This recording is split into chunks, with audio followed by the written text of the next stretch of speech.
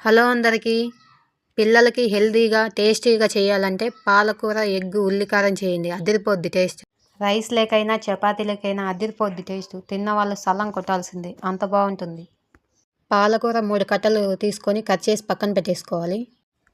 Mixie గిన్నెలోకి cut చేసి పెట్టుకున్న ఆనియన్స్, చిన్నుల్లిపాయలు, 1 స్పూన్ కారం, కొద్దిగా సాల్ట్ వేసి గ్రైండ్ చేసేసుకోవాలి.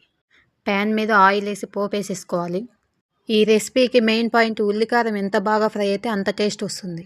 ఉల్లికారం పేస్ట్ వేసి బాగా ఫ్రై అయ్యి దగ్గరికి అయిన తర్వాత పాలకూర వేయాలి.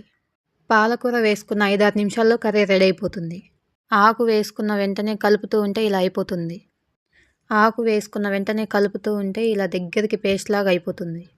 బాగా ఫ్రై చేసేసుకోవాలి.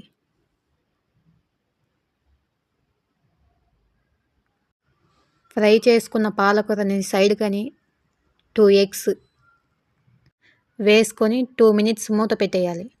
2 మినిట్స్ తర్వాత మూత తీస్తే ఇలా దగ్గరికి అయిపోతుంది బాగా. కొద్దిగా ధనియాల పౌడర్ వేసుకొని కలిపేసుకుంటే టేస్టీగా ఉండే ఎగ్ పాలకూర ఉల్లికారం రెడీ.